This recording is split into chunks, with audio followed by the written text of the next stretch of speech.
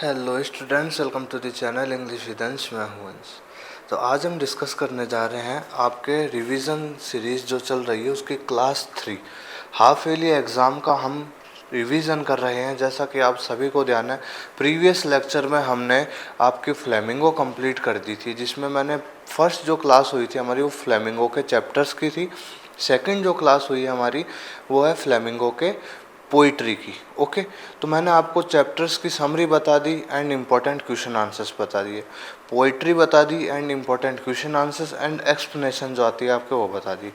ये जो हमारी क्लास रहेगी ये रहेगी आपके जो सेकंड बुक है विस्तास उसके ऊपर। और विस्तास में से हम कौन से चैप्टर्स करने वाले हैं इसमें देखो, द थर्ड लेवल करने वाले हैं, द टाइगर किंग करने वाले हैं, द एनिमी करेंगे और on the face of it. बचे कौन से? दो बचे, एक तो journey to the end of the earth और मेमोरीज ऑफ चाइल्डहुड। ओके, उनके भी मैं आपको क्या क्वेश्चन आंसर ज़रूर बता दूंगा, लेकिन हम जो चैप्टर्स की जो समरी है वो इन 4 चैप्टर्स की करने वाले हैं, इम्पोर्टेंट रहते हैं ये। ओके, और इनके मैं आपको इम्पोर्टेंट क्वेश्चन आंसर्स भी बता दूंगा। तो होप करता हूँ आपकी जो हाफ ईयरली एग्ज़ाम की प्रिपरेशन है वो बहुत अच्छी चल रही होगी। आप अगर अभी नए जुड़े हो तो आप प्रीवियस लेक्चर्स ज़रूर देख लीजिएगा। ओके, जिसमें हमने आपकी फ्लेमिंगो रिवाइज कर दी है, और एक जो इंट्रोडक्शन वाली जो वीडियो है जिसमें मैंने आपको बताया कि किस तरह से हम रिवाइज करने वाले हैं अपने हाफ ईयरली के पॉइंट ऑफ व्यू से। ओके, लास्ट ईयर भी बहुत से बच्चे जुड़े थे, बहुत अच्छे मार्क्स आए थे स्टूडेंट्स के, तो बहुत ज़्यादा खुशी होती है। तो टिल दी बोर्ड एग्ज़ाम तक जुड़े हुए थे सभी स्टूडेंट्स। अपने इंग्लिश कंपलसरी में 97 मार्क्स हाईएस्ट रहे हैं। आपको पोस्ट वाला जो सेक्शन है चैनल पे उस पर मैंने मार्कशीट्स भी अपलोड कर रखे हैं, आप देख सकते हैं। ओके, और लिटरेचर भी अगर आप के है इंग्लिश लिटरेचर तो आप पढ़ सकते हैं, आपको वो भी मिल जाएगी। ओके, देखिए आपको अब घबराना नहीं है, कंफ्यूज नहीं होना है, और है ना बस अपनी तैयारी है ना जो वो करते रहना है। ये नहीं कि भाई कंफ्यूजन में हो या फिर है ना थोड़ा सा आपको जल्दीबाजी में हो कि यार अब कैसे करें सारी चीज़ें। इतनी जो हो गया वो ठीक है। जो आपके सिलेबस अब होता है ना कि 100% सिलेबस आता है, तो अब दिक्कतें आ जाती है कि यार स्कूल में तो इतना ही हुआ है, तो आपको प्लेलिस्ट मिल जाएगी। आपका जितना हो गया वो ठीक है, उसको रिवाइज कर लीजिए। जो नहीं हुआ है उसको भी मैंने करवा रखा। आपका कंप्लीट जो बोर्ड का सिलेबस है वो मैंने करवा रखा, प्लेलिस्ट मिल जाएगी। जो टॉपिक नहीं हुआ है आपका वो देख सकते हैं आप। ओके, रिवीजन क्लासेस चल रही है हमारी, तो आप इनको अच्छे से लीजिए और समझिए चीज़ों को। ओके, तो हम स्टार्ट करते हैं, आपका फर्स्ट चैप्टर स्टार्ट करते हैं, द थर्ड लेवल। इसमें क्या बात है अब मैं आपको समझा देता हूँ। देखिए, वो आपको अटेंटिवली सुन लेना है, आपको वीडियो की स्पीड आपके अकॉर्डिंगली रख लेनी है। ओके, मैं नहीं चाहता आपका ज़्यादा समय वेस्ट हो, इसलिए आप वीडियो की जो स्पीड है वो आप अपने अकॉर्डिंग रख सकते हैं। और अब आप स्टोरी पे ध्यान दीजिए, क्या है स्टोरी में। देखो, द थर्ड लेवल, इस चैप्टर का नाम थर्ड लेवल क्यों है भाई? देखो, the story is narrated by Charlie. Charlie नाम का करेक्टर है, वही इस स्टोरी को क्या कर रहा है, नरेट कर रहा है, बता रहा है। एक 31 ईयर ओल्ड मैन, ओके, ये 31 ईयर का है। देखो, one day while returning from work, जब एक दिन वो अपना काम कर कर आ रहा था, he goes to Grand Central station.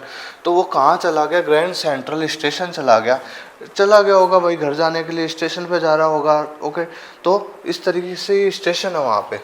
Okay, तो he goes to the Grand Central Station, चला गया वहाँ पे। He finds a third level at the station. उसको यार वहाँ पे एक थर्ड लेवल भी मिल गया। अब थर्ड लेवल देखो, but in reality there are only 2 levels at the station. लेकिन रियलिटी में तो स्टेशन पे ओनली 2 ही लेवल हैं, 2 लेवल। अब आप यार समझो, क्या है कि जैसे हमारे घर होता हो तो उसमें होती है मंजिल वगैरह, जैसे फर्स्ट सेकंड। ओके, तो ऐसे ट्रेन जो होती है वहाँ पे स्टेशन होता है, वहाँ पे आपको प्लेटफॉर्म्स मिल जाएंगे, प्लेटफॉर्म 1, प्लेटफॉर्म 2, इस तरीके से। ओके, तो ग्रैंड सेंट्रल स्टेशन है ना, इसमें हमेशा से 2 ही क्या थे, लेवल थे। आप समझ गए, लेवल 2 लेवल थे। लेकिन इस बार अब चार्ली आज गया तो इसको एक थर्ड लेवल मिल गया, एक नई जगह मिल गई, थर्ड लेवल मिल गया उसको। There are only 2 levels at the station, लेकिन रियलिटी में तो 2 ही है। The station seems different. वो जब आगे जाता है तो उसको ये स्टेशन है वो डिफरेंट सा मालूम पड़ता है कि यार ये तो डिफरेंट सा है। Charlie realises that he has somehow reached the third level. उसको रियलाइज़ होता है चार्ली को कि यार पता नहीं कैसे मैं ना शायद थर्ड लेवल पे पहुंच गया हूँ। In confusion, he wandered through tunnels and then found himself at a strange place. It was the third level. वो आगे बढ़ रहा है, घूम रहा है, टनल्स में से होके जा रहा है, कॉरिडोर्स में से होके जा रहा है, तो फिर वो जब बाहर निकलता है तो उसको एक अजीब सी जगह दिखती है, एक स्ट्रेंज प्लेस पे आ जाता है, वो एक अजनबी सी जगह पे आ जाता है। और यही क्या था? It was the third level. यही थर्ड लेवल था, यही वो थर्ड लेवल था। Everything was different. चार्ली बताता है हमारे को कि सब कुछ डिफरेंट है वहाँ पे। गैस लाइटिंग, फ्लिकरिंग, जो लाइट्स होती है ना, स्ट्रीट लाइट्स वगैरह, वो फ्लिकर कर रही है। और people were old fashion clothes पहन रखे हैं, मतलब जो जो वहाँ के जो लोग हैं बहुत पुराने टाइप के कपड़े पहन रखे हैं। वुमेन ने भी ऊपर तक के, मतलब वो हाई बटन शूज़ होते हैं ना, वो पहन रखे हैं, कोट्स पहन रखे हैं वगैरह वगैरह। ओल्ड फैशन जो क्लोथ्स हैं वो पहन रखे हैं। इंफॉर्मेशन बूथ, जो जो सूचना का जो बूथ है ना, and ticket counters were also made of would. और ये जो इंफॉर्मेशन बूथ है और जो टिकट काउंटर, ये भी लकड़ी के बने हुए हैं। तो ये एकदम से क्या हो जाता है भैया कि मैं कहाँ आ गया यार। ही कन्फर्म्ड, फिर उसको लगता है कि यार मैं कन्फर्म करता हूँ, देखता हूँ। He confirmed it by seeing a newspaper. फिर एक न्यूज़पेपर को देखता है वहाँ पे जाके, जिसका टाइटल क्या था न्यूज़पेपर का? The world. और फिर ये टाइटल पढ़ते ही उसको ध्यान में आता है कि यार ये जो न्यूज़पेपर है तो बहुत समय पहले ही छपना ही बंद हो गया था। It hasn't been published 4 years। भाई ये तो कई समय से छप ही नहीं रहा है। तो यार फिर उसको वो डेट देखता है उस पर, तो उस पर डेट थी जून 11, 1894। तो अब उसको रियलाइज़ हो जाता है कि मैं 1894 में पहुंच चुका हूं। मैं 1894 में पहुंच चुका हूं, थर्ड लेवल पे पहुंच चुका हूं मैं। ओके, देखो, then he wanted to go Galesburg Illinois. अब वो जानना चाहता है कि भैया अब मैं 1894 में आ गया हूँ ना, तो मैं गैल्सबर्ग इलिनॉइस जा आता हूँ, क्योंकि यहाँ पे इसके ग्रैंडफादर जो थे, दादाजी, उनका क्या घर था। ओके, तो ये सोचता है मैं अतीत में आ गया हूँ तो अब मैं जा ही आता हूँ। ओके, इसकी इच्छा है वहाँ पे, क्योंकि इसने भी अपना बचपन बिताया था यहाँ पर। So he purchase two train tickets but he paid using current day currency and the clerk refuse to accept it. अब वो टिकट काउंटर पे 2 टिकट लेने के लिए गया, वो कि चल 2 टिकट के एक एक्स्ट्रा इसलिए लिए अपनी वाइफ लुइसा को भी साथ में ले जाने के लिए बाद में। लेकिन वो जब टिकट काउंटर पे जाता है तो वो उसके पास तो नई करेंसी है, आज के टाइम की है, उस टाइम दूसरी चलती होगी। तो टिकट काउंटर पे जो था उसने भाई मना कर दिया कि भाई ये नहीं चलते, ये पैसे नहीं चलते हैं। तो भाई उसको लगा यार कि है ना मैं किसी दिक्कत में फंस जाऊँगा, तो मैं है ना चल ही लेता हूँ, यहाँ से निकल ही लेता हूँ। तो क्या करता है, he quickly left the third level and went back to his time. और वो पता नहीं कहाँ से वो क्या हो जाता है, वहाँ से निकल जाता है और फिर वापस अपने टाइम में आ जाता है। अब देखो, he told everything to his psychiatrist friend Sam. अब चार्ली का एक साइकेट्रिस्ट फ्रेंड था जिसका नाम था सैम। तो ये जो सारी भी घटना हुई है ना, ये इसने उसको बता दी। Okay, Sam told him that he was unhappy and worried. Sam ने कहा भाई यार तू यार अनहैप्पी है, तू यार वरीड है, चिंतित है। इट वाज बिकॉज, इसलिए because the modern world is full of war, fear, worry and insecurity. कि यार तू चिंतित है, तू अनहैप्पी है, और उनके कारण ये है कि आजकल जो जितने भी लोग हैं वो सभी यार वरीड हैं और चिंतित हैं। क्या और क्यों है भाई? क्योंकि जो मॉडर्न वर्ल्ड है full of fear, war, worry and insecurities, युद्धों से भरा हुआ है, डर से भरा हुआ है, चिंताओं से भरा हुआ है, इनसिक्योरिटीज हैं लोगों को। इस तरीके से तो सभी लोग क्या करते हैं, कुछ ना कुछ एक जरिया बनाते हैं कि यार इन सब चीज़ों से बाहर निकलने के लिए क्या होता है, एक ज़रिया बना लेते हैं कि यार हम अपनी, कई लोग इमेजिनेशन में अपना ज़रिया बना लेते हैं कि इस संसार को साइड में रखकर इमेजिनेशन कर लेते हैं कि हम ऐसे ऐसे संसार में हैं, ऐसे ऐसे वर्ल्ड में हैं। तो ये सैम इसको यही समझा रहा है कि यार तू इन सब चीज़ों से परेशान हो चुका है, इसलिए तेरे को ऐसे ऐसे थॉट्स आ रहे हैं, या फिर तू ऐसा इमेजिन कर रहा है कि तू वहाँ पर है। तो ये तेरा कोई ये रियल नहीं है, ये तो एक तेरे एक वेकिंग ड्रीम, विश फुलफिलमेंट है। मतलब तू जागते हुए एक तरीके से सपना देख रहा है, ये इसको समझा रहा है। Okay, he wanted to escape from this modern world.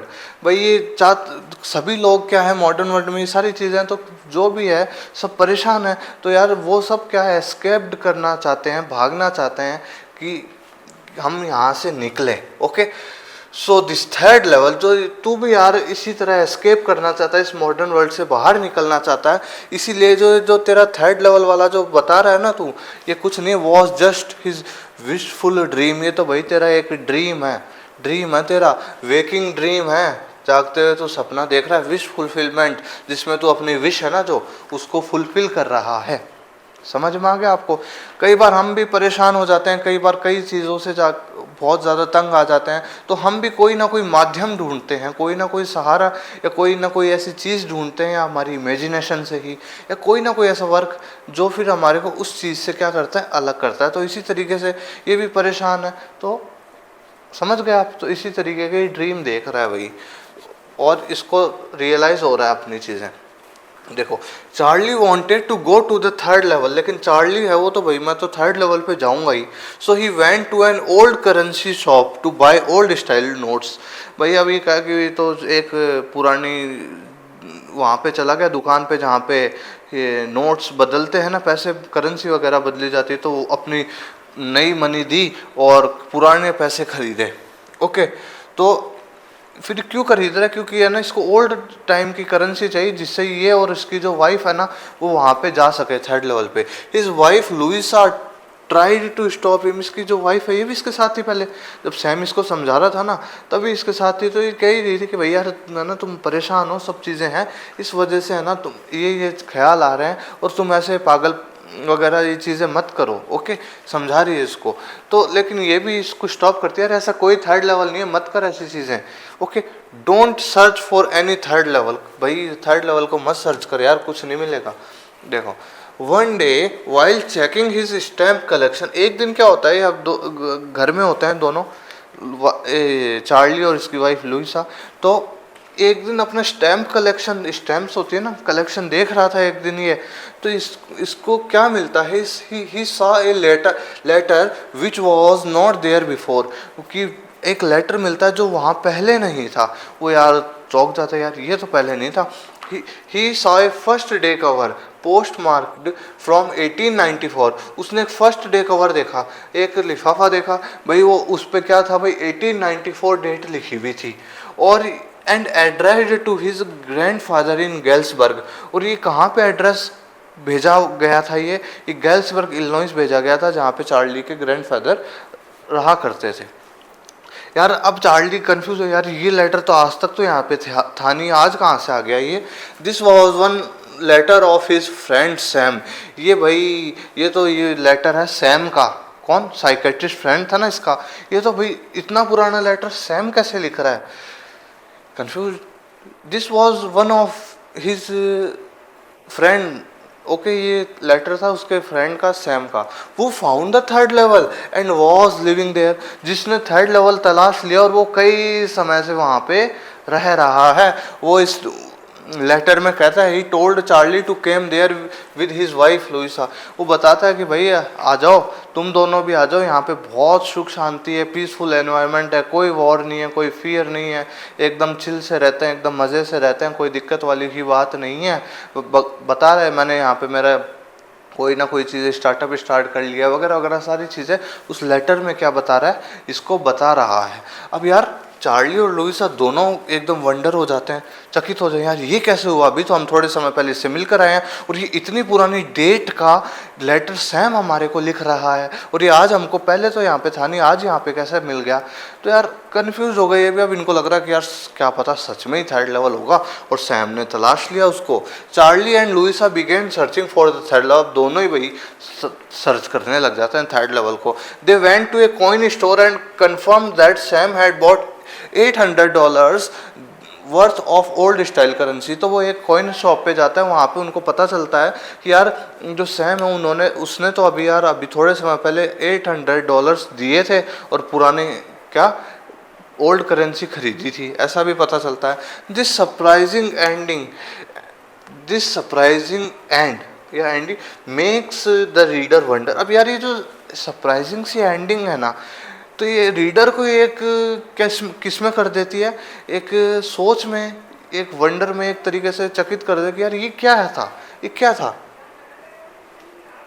देखो, was the third level real, क्या थर्ड, ये एंडिंग हमारे को सोचने पे मजबूर कर देती है, वो जो थर्ड लेवल रियल था, जो वो क्या रियल था, और was it just an illusion, या फिर कोई भ्रम ही था, only shared by both Charlie and Sam, जो भ्रम सैम को और चार्ली दोनों को हुआ था। ये चैप्टर यहाँ पे ख़त्म हो जाता है। तो ये एंडिंग हमारे को इस चीज़ सोचने पे जोर दे देती है कि भाई कि यार इस थर्ड लेवल क्या था, और ये चार्ली को तो पहले हो ही रहा था, ये सैम भी, तो यार देखो सीधी सी बात है, इसकी एंडिंग हम समझते हैं क्या है। ये देखो, ये जो थर्ड लेवल है, ये ओनली इल्यूजन है। क्यों भाई? वो जो सैम ज्ञान तो दे रहा था चार्ली को कि भाई मॉडर्न वर्ल्ड है, full of fear, war, insecurity, worries, तो तू है ना, तू चिंतित है, तू अनहैप्पी है, तू इन सारी चीज़ों से क्या बाहर जाना चाहता है, एस्केप करना चाहता है इस मॉडर्न वर्ल्ड से, इसलिए तू ऐसी ऐसी ख्याल सोच रहा है। तो सीधी सी बात, तो मैंने आपको क्या कहा था, सभी लोग जो मॉडर्न वर्ल्ड में रह रहे हैं वो कोई ना कोई, वो सभी परेशान हैं, तो वो कोई ना कोई अपना माध्यम ढूंढते हैं जिनसे वो एस्केप कर सकें, इस मॉडर्न वर्ल्ड से साइड हट सकें। तो क्या हुआ भाई, सैम भी परेशान ही था, सैम भी तो परेशान ही था, और चार्ली भी परेशान है, सभी परेशान है मॉडर्न वर्ल्ड से। तो सैम ने भी क्या करा भाई, सैम ने भी अपने वेकिंग ड्रीम, विश फुलफिलमेंट, वही चीज़ उसके साथ हुई, वो भी ड्रीम इल्यूजन्स में घूमता गया, और इस तरीके से चीज़ें, क्या पता ये जो लेटर हो ये भी ये चार्ली का इल्यूज़न हो, या फिर इनको जो भी सब लग रहा है ये सारे इल्यूजन्स है, क्योंकि भाई ये लोग परेशान हैं। Modern world is full of fear, war, insecurities and worries, so they want to escape from this modern world and wanted a peaceful life in imaginary world. समझ में आ गया आपको? तो ये थी स्टोरी इसकी। होप करता हूँ समझ में आ गया होगा। तो एक जरिया बना लिया इन लोगों ने थर्ड लेवल को, लोग कई जरिए बना लेते हैं ना, वो वाली चीज़। देखो अब मैं आपको इसकी इम्पोर्टेंट क्वेश्चन कैसे बताऊं, देखो क्योंकि भाई इसके जो क्वेश्चंस है ना यार वो रिपीट होते रहते हैं। सुनना मेरी बात, क्वेश्चंस है ना जो रिपीट होते रहते हैं, इसलिए यार अब मैं आपको फिर भी मैं एक बार चीज़ें बता देता हूँ। देखो, what does the third level refer to, ये रिपीट होता रहता है। देखो, do you think that the third level was only an escape from Charlie, okay, ये क्वेश्चन ऐसे आ जाए, या फिर आ जाए how is the Grand Central Station a symbol of escape, ऐसे आ जाए, या आ जाए how can you say that the third level was a medium of escape from Charlie. किसी भी तरह से आ जाए, आता रहा है ये, तो आपको कर लेना है इनको। देखो, what do you infer from Sam letter to Charlie, ये भी आ जाता है भाई। देखो बड़े क्वेश्चन में अगर आता है तो ये ऐसे आता है, the modern world is full of insecurity, fear, war and worry and stress, what are the ways in which we attempt to overcome them. Okay, आप एक बार इनको सभी को देखो कर ही लेना। मैं आपको फिर कह रहा हूँ, देखो ये जो चार थे ना लगातार, ये तो आते रहे हैं लगातार, इसलिए कह रहा हूँ। आगे देखिए, Y do the people in the modern world want to escape, वही बात, because the modern world is full of fear, war, insecurities, worry, okay, तो वो वाली चीज़ें हैं इसमें भी। देखो, how many dollars did Charlie friend Sam withdrawal from his account, ये वाला जो है ये देख लीजिएगा। देखो, what are the old fashion things at the third level, ये क्वेश्चन भी आता है, एक्स्ट्रा क्वेश्चन है। Why does the narrator think that the Grand Central Station is growing like a tree की तरह बढ़ रहा है। Okay, what is first day cover, ऐसे एक्स्ट्रा क्वेश्चन है। What was written in Sam's letter to Charlie, okay, ये कोई बात नहीं, इसको रहने भी दीजिएगा। देखो, how is the Grand Central Station is a symbol of escape, ये वाला कर लीजिएगा। Okay, describe about the girls Illinois, ये आया हुआ है एक बार पहले एग्जाम, बोर्ड एग्जाम में आया हुआ है, तो आप देख लीजिएगा, इसको भी रीड कर लीजिएगा। देखो, how was Charlie's reaching the third level A waking dream wish fulfilment, okay, और अगर ये आ जाए तो ठीक। बाकी एक बड़ा क्वेश्चन आता ही रहता है, आप सभी को ध्यान है, एग्जाम्स में देखोगे, draw a character sketch of Charlie का करेक्टर स्केच पूछ लेते हैं। तो भाई ये देखो, ये जो क्वेश्चन आप इनको देखो कैप्चर कर लीजिए, एक बार क्वेश्चन ध्यान से देख लीजिए। मैं आपको इनके आंसर्स बता देता हूँ, हालांकि मैंने आपको सेपरेटली आंसर्स करवा रखे हैं, आपको वीडियो भी मिल जाएगी जिसमें मैंने अच्छे से समझा रखे हैं, एंड आपको जो PDF फाइल है वो भी है, वो मैंने शेयर कर रखी है टेलीग्राम चैनल पे, डिस्क्रिप्शन में आपको लिंक मिल जाएगा, उसको में जाके आप जो प्रोफाइल है उसको ज्वाइन कर लीजिएगा। देन आपको क्या देन आपको वहाँ पे मिलेगा, प्रोफाइल पे जाने के बाद आपको क्लिक करना पड़ेगा और फिर उसके बाद नीचे स्क्रॉल करना पड़ेगा क्योंकि पहले के भेजे हुए हैं वो। ओके, तो फाइल्स में जाके आप देखेंगे तो वहाँ पे आपको ये जो क्वेश्चन आंसर्स हैं ये मिल जाएंगे। तो आप देख लीजिए जल्दी से एक बार, आप है ना जो भी बताया था मैंने, आप उनको कैप्चर कर लीजिए, स्क्रीनशॉट ले लीजिए।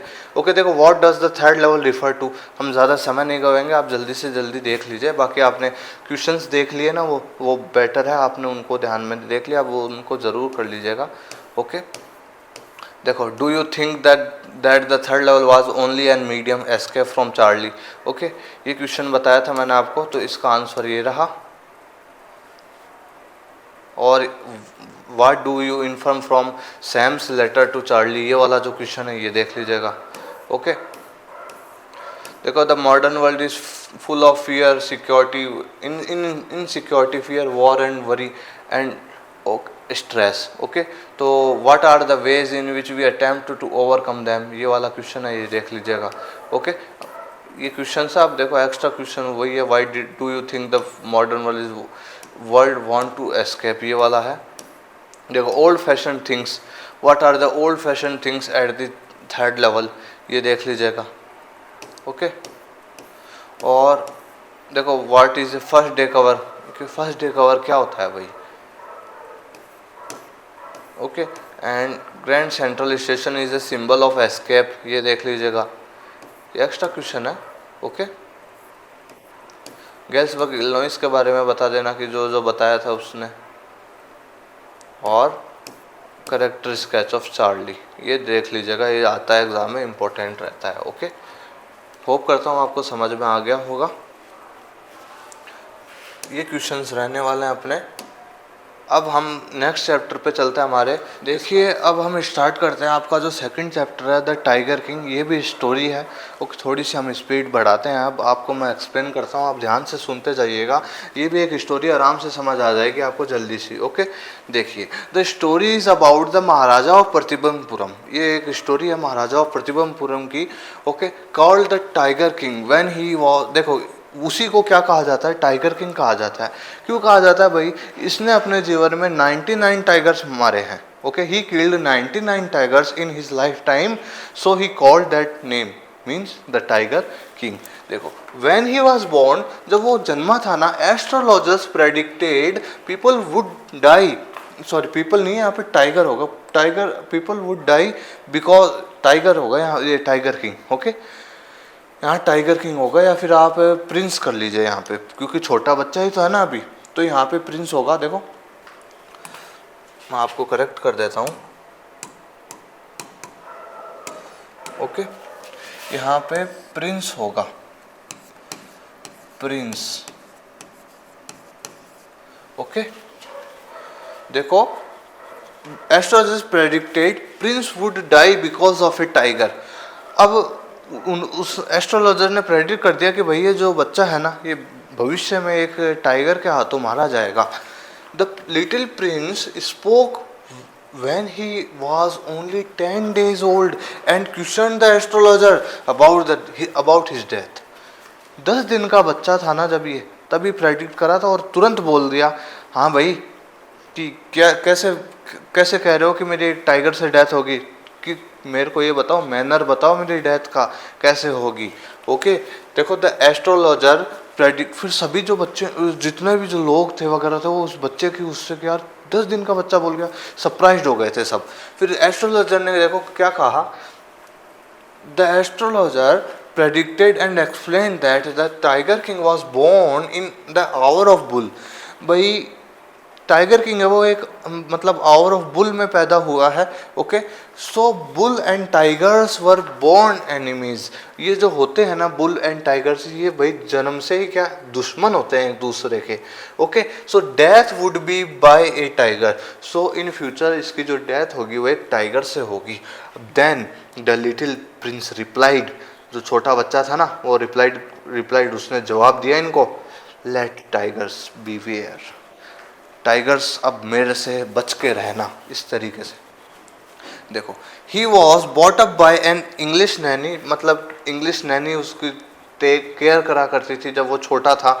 Okay, drank the milk of an English cow. Okay, और and was tutored in English by an Englishman. English में ही पढ़ाया जाता था उसको अंग्रेज द्वारा एक. At the age of 20, 20 साल का जब हुआ ना, he became the king. वो क्या बन गया? किंग बन गया.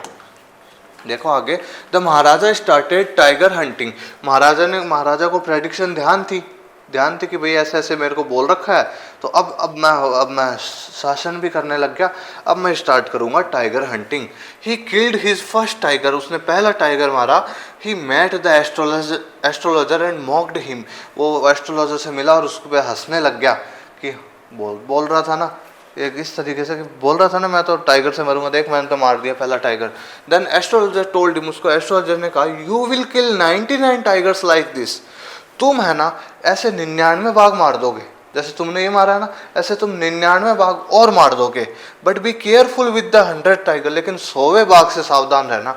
100वें बाघ से सावधान रहना. 100वें टाइगर से क्या रहना, तुम बीवेयर रहना, सावधान रहना. देखो, द टाइगर किंग आस्क्ड, बोला, what if the 100 tiger was also killed. क्या करोगे जब मैं 100वां बाघ भी मार दूंगा तो.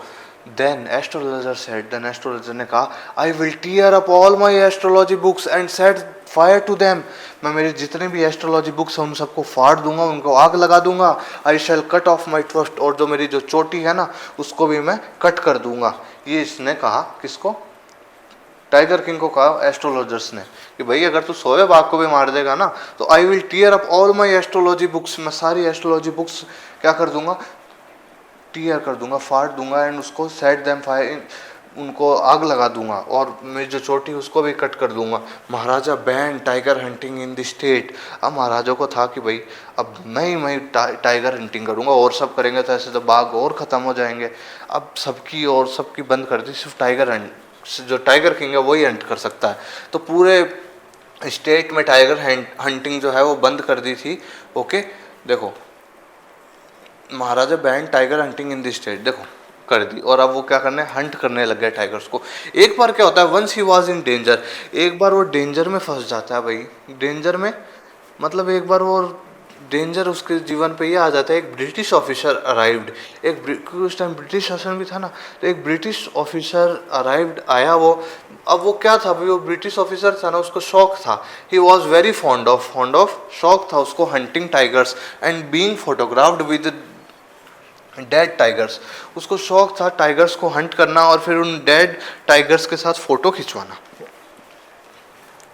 He wanted to hunt tigers. वो चाहता था कि मैं हंट करूं, लेकिन महाराजा ने रिफ्यूज कर दिया, उसको मना करते हैं, नहीं टाइगर हंटिंग तो बैन है हमारे यहाँ पे.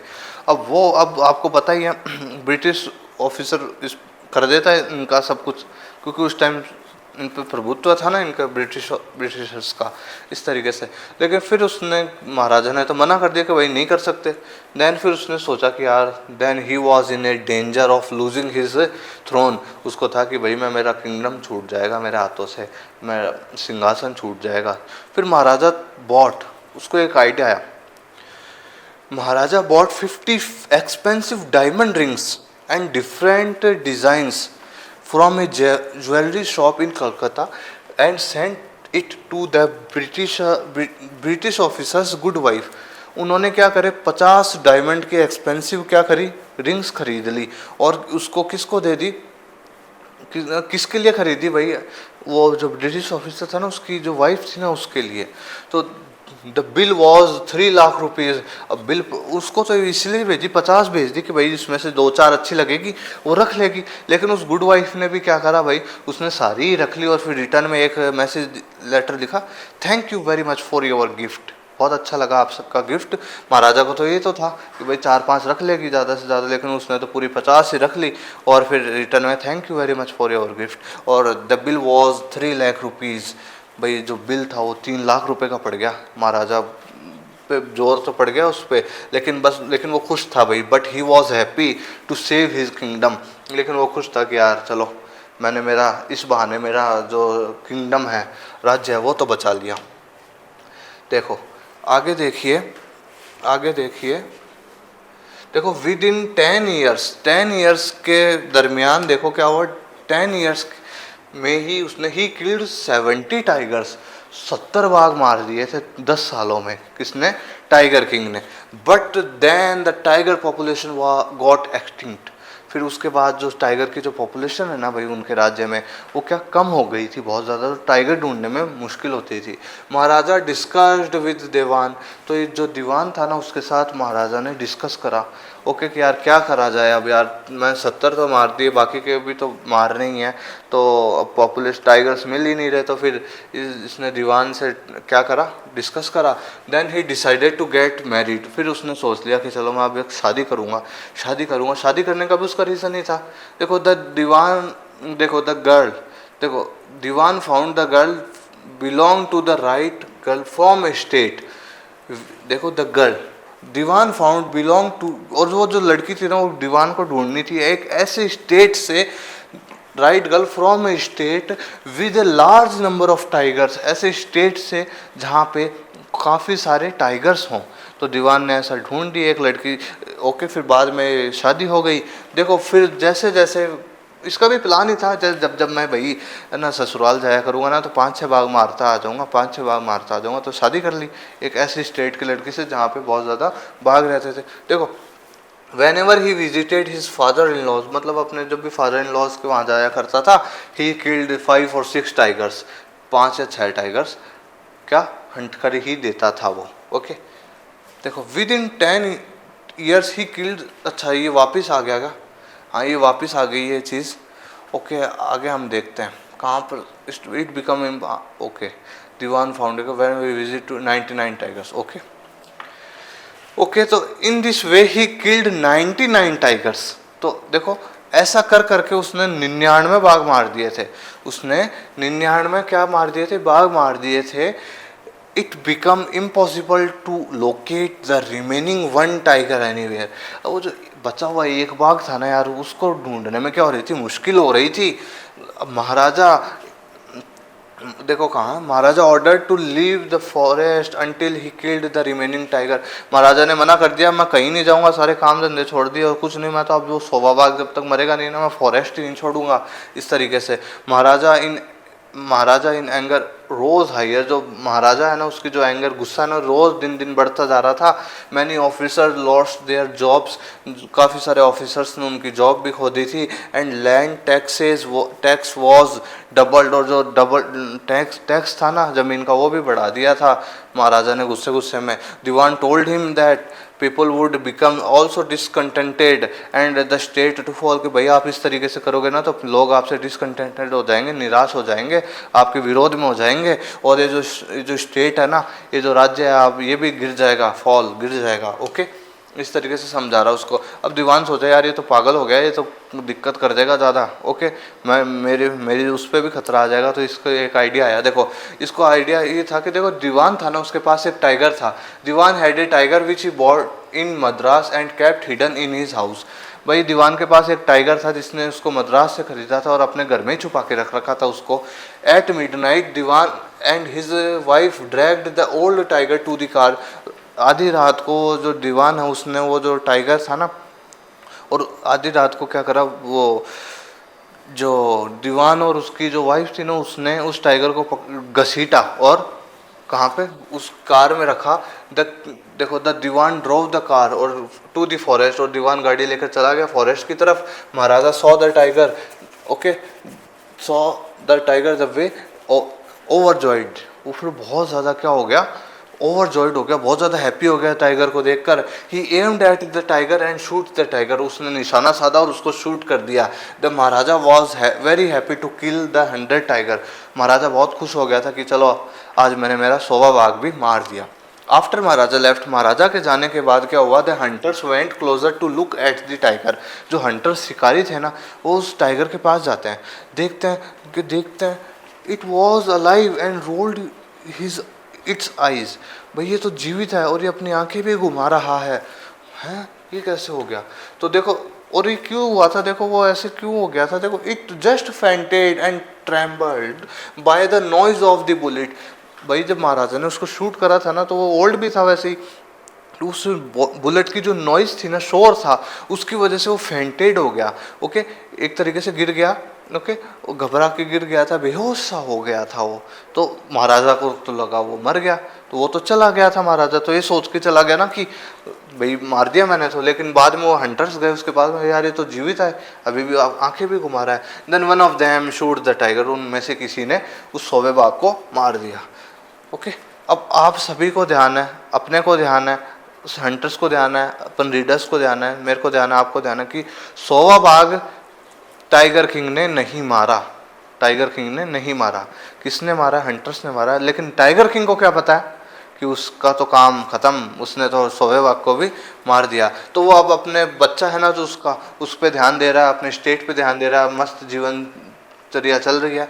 The third birthday of the king's son was celebrated. अब किंग के जो बच्चा था ना उसके तीसरा बर्थडे था, तो वो सेलिब्रेट कर रहे थे। तो he wanted to give him a special gift, तो एक स्पेशल गिफ्ट देना चाहता था उसको।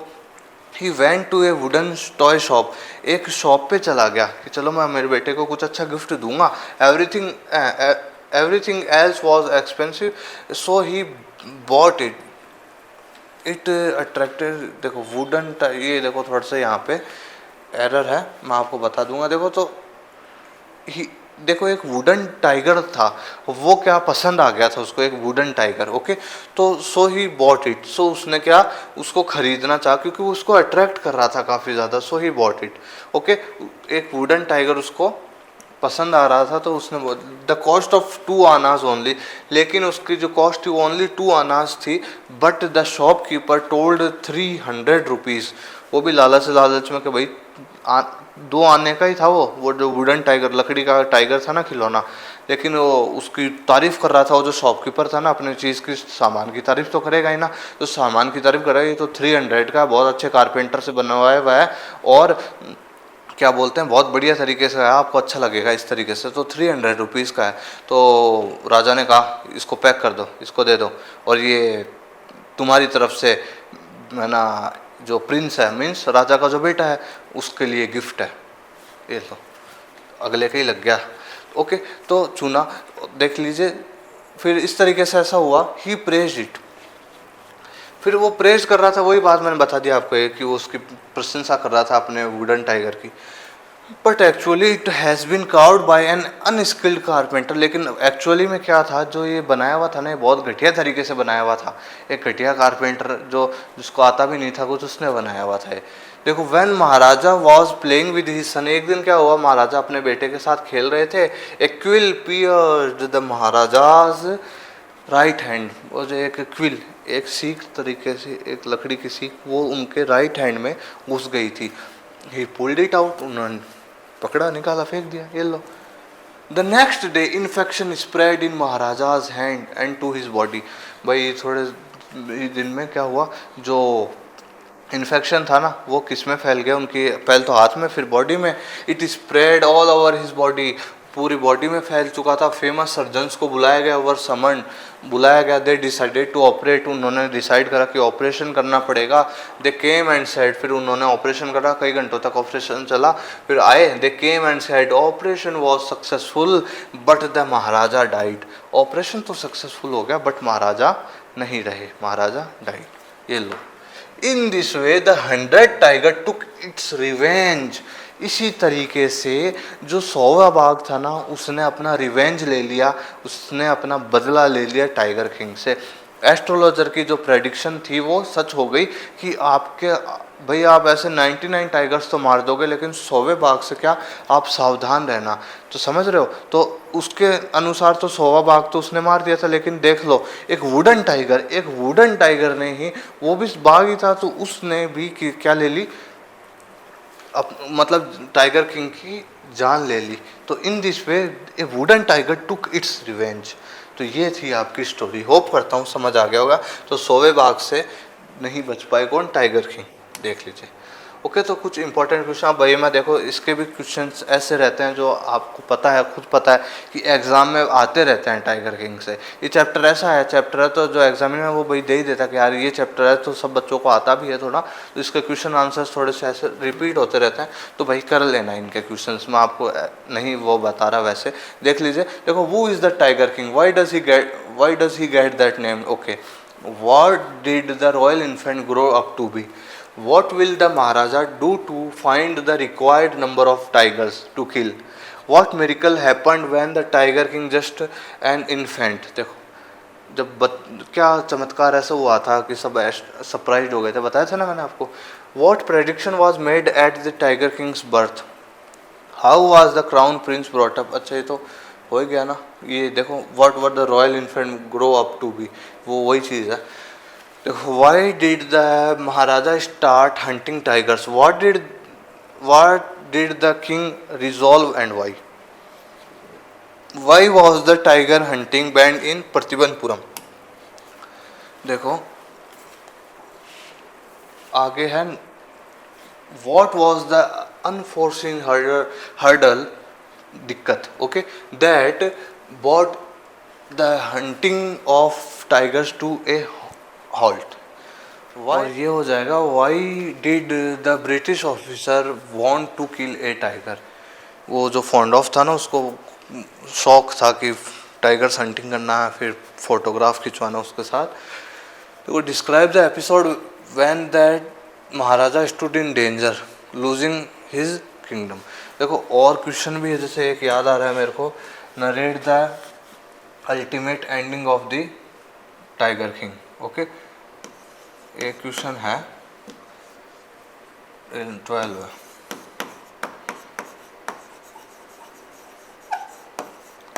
आपको मैं अभी क्वेश्चन आंसर बता दूंगा. Okay,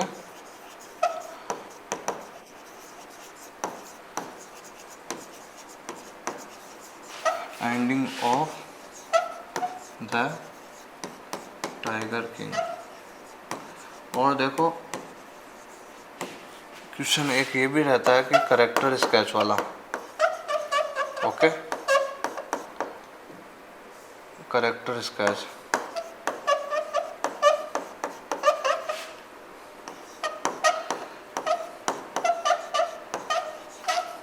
character sketch of the tiger king.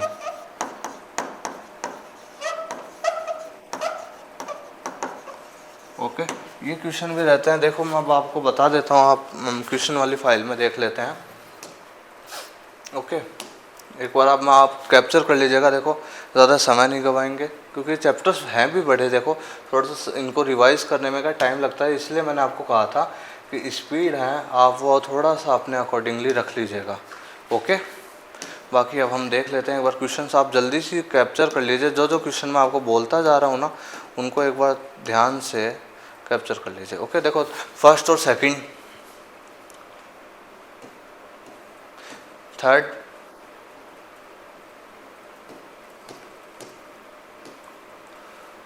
अब एक्स्ट्रा क्वेश्चन है बाकी. देखो और ये क्वेश्चन कर लीजिएगा, व्हाट मिरेकल हैपेंड, बताया भी था उसमें मैंने आपको. और व्हाट प्रेडिक्शन, ये तो आप कर ही दोगे ना कि क्या प्रेडिक्शन हुई थी जब वो बॉर्न हुए थे कि इनकी डेथ, वो जो वही वाली astrologer predicted that he would be dead by a tiger, वो वाली टाइगर की the prince was born in the hour of bull. Okay, and the tiger and bull are being enemies, वो वाली चीज़ें हैं. ये तो कर दोगे आप, है ना. और ब्रॉटअप वाला उसमें हाई गया था, ऊपर आ गया था, वरना अदर में ये देख लीजिएगा. Okay, why did the Maharaja start hunting tigers, ये इंपॉर्टेंट है. और देखो ये बहुत इंपॉर्टेंट है, why was the tiger hunting band in Pratibandapuram.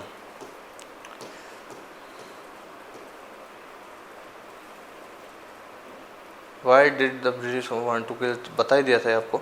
बाकी देखो स्टूडेंट डेंजर वाला लूजिंग हिज किंगडम, ये वाला क्वेश्चन बड़ा क्वेश्चन आता है, अगर आता है तो ये इसका आंसर है. हाँ, कैप्चर कर लीजिए आप. बाकी why was it difficult to find the 100 tiger, ये देख लेना. Okay, ultimate end of the tiger king, बताया था ना मैंने आपको. और या फिर how did the tiger king die, was it the tiger वो किल्ड हिम. और देखो ये बड़ा क्वेश्चन आता है एग्जाम में कई बार, how was the 100 tiger arrange for the Maharaja's target. Draw a character sketch of tiger king, बड़ा क्वेश्चन ये आ जाता है। ओके, तो होप करता हूँ भैया आप कैप्चर कर लीजिएगा, इनको याद कर लीजिएगा, रिवाइज कर लीजिएगा। स्टोरी एक बार हमने पढ़ ली है। ओके, तो कोई दिक्कत वाली बात अब आपको होगी नहीं। अब हम नेक्स्ट कर लेते हैं। तो चलिए अब हम स्टार्ट करते हैं हमारा जो नेक्स्ट चैप्टर है, द एनिमी। ये स्टोरी सेट है, देखो, in Japan during the second world war. Second world war का ड्यूरेशन था 1939 टू 1945 तक। ओके, तो उस टाइम पे आप सभी को ध्यान है थोड़ी सी अनबन थी, और जापान और जो फिर वो जो न्यूक्लियर एक्सप्लोजन हुआ था, आप सभी को ध्यान है, हिरोशिमा नागासाकी वाला। तो इस तरह से अमेरिका और इधर जो जापानीज़ वाला जो सिस्टम था, ये थोड़ा सा सही नहीं था चीज़ें। तो बस वही वाली स्टोरी के बारे में बता रखा है इसमें, किस तरह से एक डॉक्टर ने अमेरिकन सोल्जर की मदद करी, उसका एनिमी होने के बावजूद। एनिमी तो हुए एक दूसरे के ही है, लेकिन उसके बावजूद भी उसने अपना ट्रू पर्पस जो कि एज ए डॉक्टर निभाना चाहिए उसको, वो निभाया उसने। बहुत अच्छी स्टोरी है, पढ़ते हैं चलो। The story is set in Japan. Japan में सेट है during the second world war. Okay, it is about a Japanese doctor, doctor Sadao Hoki, वो saves the life of an American soldier, जिसने life, देखो, वो saves the life of an American soldier, जिसने एक American soldier की क्या करी, life को बचाया।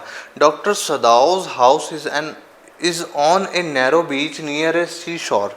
ओके, एक सड़क, सी किनारे, समुद्र के किनारे एक बीच था, उस पे वहाँ पे सदाओ का घर था। His father was always concern for his son, means doctor Sadao's education. भाई हमेशा से सदाओ के जो फादर थे वो इसकी पढ़ाई को लेकर चिंतित रहे हैं, तो so he his father sent Sadao to America to learn about surgery and medicine. तो इसलिए उन्होंने भाई सर्जरी और मेडिसिन के लिए इसको अमेरिका पढ़ने भेज दिया था। भाई ही रिटर्न एट 30, जब वो 30 साल का हुआ तब आ गया था। व्हेन ही वाज देयर, जब वो वहाँ पे था ना, कौन, doctor Sadao, he fell in love with Hana, Hana के साथ उसको प्रेम हो गया था। He convinced his father to marry her, तो फिर उसने अपने फादर को कन्विंस करा कि भाई मैं इससे शादी करना चाहता हूँ। Then his father wanted a pure Japanese race women, वो उसके फादर चाहते कि भाई जैपनीज लड़की होनी चाहिए। ओके, फिर बाद में एंड शी वाज, वो थी भी, तो so he got married to Hana and return to Japan. फिर शादी हो गई दोनों की, सदाओ और हाना की, और ये वापस जापान आ गए थे। देखो, doctor Sadao had not been sent abroad because old general was under treatment and he might need an operation, so he was being kept in Japan. Doctor सदाओ को भाई अब्रॉड नहीं भेजा गया। ऐसा होता है ना, कई सैनिकों के साथ डॉक्टर्स को भेजा जाता है, लेकिन डॉक्टर सदाओ को नहीं भेजा था, क्योंकि जो मेन जो ओल्ड जनरल था ना, जो मेन मुख्य जो जनरल था सैनिकों में, वो क्या, वो अंडर ट्रीटमेंट था। जो डॉक्टर सदाओ पे ट्रस्ट करता था, वो जो ओल्ड जनरल था, इसलिए वो डॉक्टर सदाओ को भेजा नहीं उन्होंने कि ये मेरा टेक केयर ही करेगा, मेरा ट्रीटमेंट करेगा भाई। ओके, देखो, ही lived with his wife and 2 children, अपनी वाइफ के साथ, हाना के साथ रहता था, एंड 2 बच्चे थे। 2 servants also lived with them, 2 servants भी थे। एक तो थी यूमी, 1 इज मेड, जो एक मेड थी। ओके, और वो looks after the children and the other and old gardener. जो यूमी थी वो घर संभाला करती थी एंड बच्चों को संभाला करती थी, और एक और था गार्डनर था, एक ओल्ड गार्डनर जो इनके फादर के टाइम से था यहाँ पे। ओके, देखिए, one evening Sadao with his wife was standing on veranda. Okay, एक दिन शाम के टाइम पे आराम से दोनों हस्बैंड वाइफ वरेंडा में खड़े हुए थे। दे सा समथिंग बाय द सी शोर, समुद्र किनारे उन्होंने कुछ वहाँ से देखा। व्हेन दे वेंट क्लोजर, जब वो उन्होंने सोचा कि चल जाकर देख कर आते हैं, जब वो पास गए, they found a bounded white man, तो उन्होंने एक घायल एक वाइट मैन देखा। White man American, N American soldier. फिर बाद में पता चला तो यूएस नेवी का कोई अमेरिकन सोल्जर था भाई। Okay, the man was bleeding heavily, और भाई वो जो सोल्जर था भाई बहुत ज़्यादा ब्लीडिंग हो रही थी, उसके खून बह रहा था। Hana hesitates and feels disgusted by his blood and dies. जो हाना है वो Hana hesitate and feels disgusted by his blood and dirt. Hana भाई थोड़ा सा उसको बुरा लग रहा था, हेजिटेट से हो रही थी, उसको अच्छा नहीं लग रहा था, ऐसे ब्लड में भरा हुआ आदमी और डर्ट गंदा हो रखा था वगैरह वगैरह। But Sadao knows that as a doctor it is his moral and professional duty to save a dying person even if he is an enemy. Doctor Sadao as a true doctor होने के नाते उनका एक moral और professional दायित्व बनता है, duty बनती है कि सेव करना एक पेशेंट को, एक मरते हुए व्यक्ति को सेव करना डॉक्टर की ड्यूटी होती है। Okay, even if he is an enemy, भले ही वो उसका शत्रु ही क्यों ना हो। ओके, तो समझ में आ रहा है ना आपको। तो इस तरीके से ये चीज़ें थी। देखो, सदाओ फेसेस ए सीरियस कॉन्फ्लिक्ट द्वंद्व। भाई उसको एक अब द्वंद्व, दो चीज़ें दिमाग में चल रही थी भाई, कि between his duty to his nation and his duty as a doctor, कि भाई अगर मैं इसको ट्रीट कर दूंगा तो फिर यार मैं मेरे नेशन के प्रति मेरी क्या ड्यूटी हो जाएगी, मैं तो है ना राष्ट्र के लिए क्या ही हो जाऊंगा फिर। और अगर मैं इसकी मदद नहीं करता हूँ तो मैं यार ट्रू डॉक्टर नहीं कहला पाऊंगा, जो मेरा दायित्व बनता है। ओके, तो ये परेशान हो रहा था। फिर डॉक्टर सदाव ने डिसाइड कर लिया, doctor Sadao decided to take the soldier home and operate on him, कि भाई मैं इस सोल्जर को लेके जाऊंगा और इसको ट्रीट करूंगा, इसको ऑपरेट करूंगा। At home Hana helps Sadao clean the man and gives him food and water. उसकी मदद करती है हाना जो है, वो भी उसकी मदद करती है सदाव की, उसको क्लीन करने में, उसको फिर खाना भी खिलाती है। सदाव operates on him with great care, removing the bullet and saving his life. उसकी बॉडी में से बुलेट निकाली, उसको ऑपरेट करा, बहुत केयर करी उसकी। The bounded man becomes conscious and tales his name. बाद में वो जो घायल व्यक्ति जब कॉन्शियस हुआ, चेत हुआ, जब वो होश में आया, तो उसने अपना नाम बताया कि उसका नाम टॉम है। क्या नाम है? टॉम है। The servants are also fearing and they leave Sadao home. भाई सर्वेंट्स जो थे ना, वो भाई मना कर रहे थे कि भाई हम नहीं करेंगे कोई काम वाम इसका, और है ना तुम लोग है ना, तुम है ना इस तरीके से एक एनिमी को लेकर आ गए हो घर में, और ये वो तो सब ऐसे कहने लगे, तो फिर उन्होंने घर ही छोड़ दिया था। Sadao and Hana are also confused as to what to do next, कि भाई अब क्या किया जाए। In the evening a messenger in the official uniform arrived. शाम के टाइम की बात है, एक मैसेंजर आया एक ऑफिशियल यूनिफॉर्म में। अब हाना उसको देख के डर गई। हाना फेल्ट फ्राइटेंड, डर गई उसको देख के। उसको लगने लगा, she felt that servants must have told everything and he came to arrest Sadao, की भाई उन सर्वेंट्स ने सब कुछ बता दिया होगा इस ऑफिसर को, अब ये सदाव को अरेस्ट करने के लिए आया है। But he just came to tell the old general वो वाज इन पेन। भाई ये बताने आया था कि यार ओल्ड जनरल है ना जो, वो यार वो क्या है, काफ़ी ज़्यादा पेन में है, तकलीफ़ में है, तो उनको क्या डॉक्टर सदाव को बुलाने के लिए, इन्फॉर्म करने के लिए भेजा गया है मेरे को, कि डॉक्टर सदाव को बोल देना। Okay, the old general only trusted सदाव। लेकिन जो ओल्ड जनरल था ना, वो ओनली सदाव को ट्रस्ट ही करता था, इसी के ट्रीटमेंट में था वो। ओके, देखो अब सदाव ने क्या करा, Sadao told everything about the soldier to the old general. अब सदाव ने सारी बातें है ना ओल्ड जनरल को बता दी कि ऐसे ऐसे हुआ था भाई, जो भी कहानी है ना सब बता दी। आगे देखिए, the old general suggested A way out. उसने एक बाहर निकलने का तरीका बताया ओल्ड जनरल ने, कि he told Sadao that he would send 2 of his private assassins, okay, हत्यारे करने वाले, okay, to his house to kill the American soldier. कि भाई मैं चुपचाप से मेरे 2 प्राइवेट असासिन्स भेज दूंगा और फिर उस अमेरिकन सोल्जर को मार देंगे। Sadao agree to the plan, wait 3 nights, तीन रातों तक वेट करा, नो वन अराइव्ड, कोई भी नहीं आया। And the American soldier recovered, जो अमेरिकन सोल्जर था ना वो रिकवर हो गया, स्वस्थ हो गया। अब ही थैंक्ड सदाव को भी थैंक यू करा उसने, कहा कि सभी जापानीज और सभी अमेरिकन अगर तुम जैसे हो जाए ना, सदाव जैसे, तो कोई भी वॉर नहीं हो हमारे बीच में। इस तरीके से बात हो रही थी। ओके, देखो Sadao found it difficult to keep the American in his house any longer. Sadao को दिखने लग गया यार ज़्यादा दिन अगर इसको मैं रख लूँगा ना तो मेरे बहुत ज़्यादा डेंजर हो जाएगी मेरी life. Finally Sadao decide to help the American escape. Finally Sadao ने सोचा अब मैं इसको एस्केप करवाऊँगा, मीन्स इसको यहाँ से भगाऊँगा। Okay, he gave him a boat, food, clothes and direction to reach a nearby island. उसको भाई एक बोट प्रदान करी, उसमें फूड भी दिया, उसको क्लोथ्स भी दिए, डायरेक्शंस भी बताई कि इस तरीके से आप एक नियर बाय पास ही एक आइलैंड पे पहुंच जाओगे, from where he could be rescued by an American ship, और वहाँ से तुम्हारे को एक शिप होगी वो क्या कर लेगी, रेस्क्यू कर लेगी। After several days सदाव told, okay, इस तरीके से फिर उसको क्या कर दिया, भेज दिया और उसको एस्केप करवा दिया। काफ़ी समय बाद जनरल को बोलता है, एडमिट्स दैट, डॉक्टर सदाव बोलता है कि general that doctor सदाव told the general that the prisoner had escaped. अब जनरल को यार, जो जनरल साहब वो जो प्रिजनर था ना, अमेरिकन प्रिजनर, वो यार वो एस्केप, वो भाग गया यार।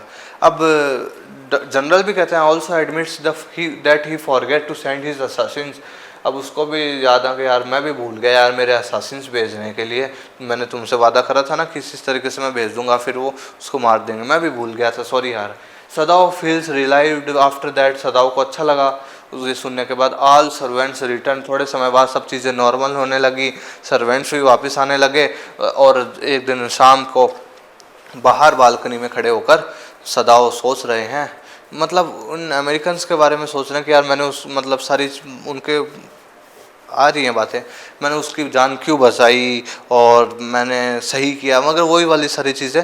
लेकिन डीप इनसाइड, अंदर ही उनका दिल क्या कर रहा था, सदाव नोज दैट, वो जानते थे, he did the right thing as a human being and a true doctor. उनको याद, उनको ये चीज़ रिलाइव कर रही थी, उनको सही कर रही थी कि उनको ध्यान, कि उन्होंने क्या करा, एक अच्छा व्यक्ति होने के नाते उन्होंने बिल्कुल सही करा है, एक अच्छे डॉक्टर होने के नाते उन्होंने बिल्कुल सही करा। तो ये बहुत अच्छी स्टोरी है, इससे हमारे को ये हमारी इसकी थीम यही निकलती है भाई, कि नेशनलिज्म ओवर पेट्रोइट्री, ये नेशनल ह्यूमैनिटी ओवर नेशनलिज्म, की जो मानवता है ना वो ज़्यादा बड़ी है। ओके, और डॉक्टर सदाव ने अपना फ़र्ज़ निभाया अच्छे से और मानवता को चुना, ह्यूमैनिटी को चुना।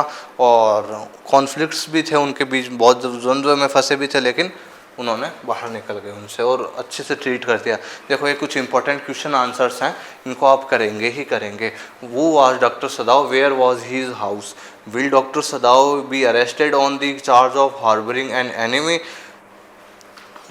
will Hana help the wounded man and wash him herself, what will Dr. Sadav and his wife do with the man, what will Dr. Sadav do to get rid of the man, why was Dr. Sadav sent to America, or why did Hana think about the visit of the messenger, why could Sadav not kill his enemy, Sadav was guilty or not, write in your own words। देखो doctor सदाव का character sketch बहुत आता है exam में, ध्यान से कर लेना इसको। ऐसे आ जाए describe doctor Sadao as a true doctor, तो ज़रूर कर लेना। और फिर थोड़ा सा हाना के बारे में भी पढ़ लेना। ओके, एक दो बार आया हुआ है ये। तो अब हम एक बार आपको जल्दी से क्वेश्चन आंसर्स कैप्चर कर दिए। देखो सेशन भी लंबा हो गया है, विस्तास वाला, काफ़ी ज़्यादा वीडियो ऐसे बहुत ज़्यादा लंबा खिंच जाएगा, इसलिए आप जल्दी से कीजिए आप थोड़ा, है ना। Journey to the end of the earth,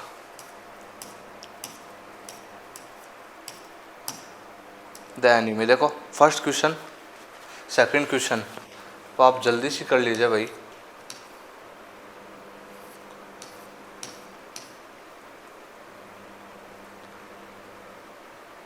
third जो बताया है ना वो सब कैप्चर कर लीजिए। हाँ ये नहीं करा था भाई, what will doctor Sadao do to get, अच्छा है था उसमें था ये कर लेना भाई। ओके, एक्स्ट्रा क्वेश्चंस में देख लो, why was Sadao sent to America, ये भी आ जाता है कि वो स्टडी मेडिसिन और जो ऑपरेशन और मेडिसिन और उसका सर्जरी वगैरह सीखने के लिए। ओके, हाँ ये why did the messenger came to doctor Sadao's house, इसका आगे का ये रहा, क्या आंसर है। Okay, why did the servant leave the house, ये तो आपको पता ही, आप कर दोगे इतना तो खुद भी। Y could doctor सदाव should not kill his enemy, देखो ये भी आ जाए, doctor सदाव was a true doctor वाला, देख लेना एक। ओके,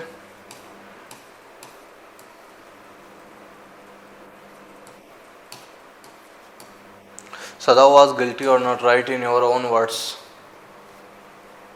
अगर ये आ जाए फिर वो डॉक्टर वो ट्रू डॉक्टर वाला वैसे आ जाए तो कर लेना आराम से, कोई दिक्कत वाली बात नहीं, मिक्सअप कर सकते हो इसमें आप। और ये ज़रूर करना, doctor सदाव character sketch, long answer में आता है भाई ये सीधा ही। ओके, लॉन्ग आंसर में करेक्टर स्केच ज़रूर आएगा। बाकी हाना के बारे में थोड़ा सा पढ़ लेना आप। ओके, ये रहा हाना का, ये बोर्ड एग्ज़ाम में आता है ये वाला क्वेश्चन, डिफ़िकल्टीज क्या फेस करी थी उन्होंने। ओके, बाकी देख लेना, रीड कर लेना क्या जा रहा है। ओके, बस अच्छे से पढ़ाई करो, जो चीज़ें मोस्ट बता दी उनको कर लो भाई। अब इनमें क्या है, चीज़ें रिपीट होती रहती है ना, तो इनमें क्या मोस्ट वाली चीज़ें थोड़ी सी वो रह जाती है कि हाँ। चलिए अब हम नेक्स्ट चलते हैं। आपका जो नेक्स्ट एक चैप्टर रह गया है on the face of it, उसको भी पढ़ लेते हैं, फिर हम देख लेते हैं आगे। देखो on the face of it, इसको पढ़ लेते हैं जल्दी से। देखो ये स्टोरी क्या है भाई, दो करेक्टर के बीच में रिवॉल्व करती है। एक का नाम तो डेरी है, जो कौन है, एक 14 साल का बच्चा है। वो has an acid burn face, उसका जो फेस है ना एक साइड से एसिड से जला हुआ है, और he is very depressed and pessimistic, बहुत ज़्यादा डिप्रेस्ड, और वो उदासीन है एक तरीके से, बहुत ज़्यादा सैड टाइप रहता है। He has a negative attitude towards life and keep himself away from people, negative सोचता रहता है और अपने आप को हमेशा लोगों से दूर रखता है। मिस्टर लैम्ब है जो एक ओल्ड मैन है, उनकी एक लेग है ना, whose one leg is made of tin, tin की बनी हुई है। He lost his leg in A bomb explosion during the war, एक बॉम्ब एक्सप्लोजन में उन्होंने अपनी जो पैर था वो खो दिया था। ही इज़ वेरी ऑप्टिमिस्टिक, जबकि वो बहुत ज़्यादा आशावादी भी हैं, फेस्टिव हैं।